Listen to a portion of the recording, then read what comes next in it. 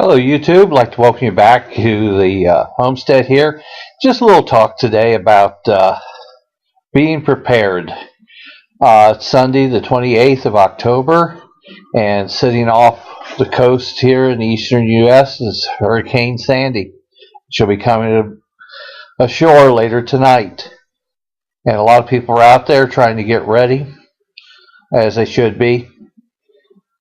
But this is a good example of why you need to be prepared. Just because you prep and may even have people call you a prepper doesn't mean necessarily that you are planning on the end of everything as we know it today. It's just being prepared for when the S hits the F, and that can be a worldwide event, or it could be just in your local area or in a region, as the case as a hurricane is concerned. They've already started talking about on the news with the East Coast that, where it comes ashore, you could be without power for up to 10 days.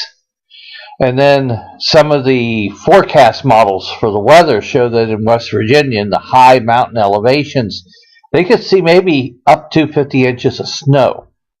But that's just some models. But just imagine, even if you got half that, 25 inches of snow and no power. Are you prepared to go 1 week, 10 days, maybe 2? Relief trucks are not going to get to you very fast if the roads are covered with a lot of snow. Prepping is something that you need to do before the event happens. My son and daughter-in-law live up in Youngstown, Ohio, which is on the eastern side of the state, and they're expecting some rain and heavy winds up there. They're going to catch the outer bands, maybe, depends on how the storm tracks.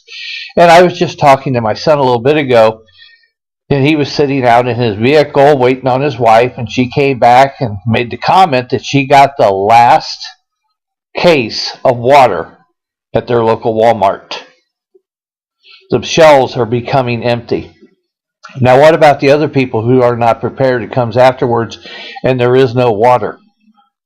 This is stuff you need to be doing in advance of a Sandy coming ashore. This is why it's in the best interest of your family to be prepared, because bad things do happen in our lives. And even though this is the United States, and some people believe that, well, really bad things don't happen to the United States because we're so advanced. I think someday they're going to wake up and discover natural disasters don't recognize borders or political stands. You need to be prepared for you and your family's sake. Just watch what unfolds over the next week or so with this. And ask yourself, if you were in that situation, could you hold out for a week or 2 weeks? Do you have what it is to keep your family safe, fed, and keep them from becoming dehydrated and sick? There was an old commercial for the Red Cross that I liked. It showed a family sitting around a table, and it says, "This is the time to prepare." Then it showed a picture of a tornado as it's ripping through a subdivision, and it said on the commercial, "This is not the time to prepare." So learn from this. Sit down with your family. There's lots of information out there on YouTube about prepping. The Red Cross is a good source about your basics that you need between food, water, batteries, fuel, generators,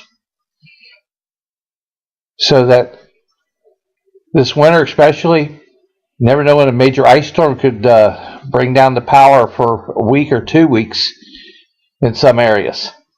Disasters happen all the time, and they don't respect national borders. Just because you live in America doesn't mean you're safe from all these things. This is a good example. Thank you for watching. Please subscribe, and God bless, and good night.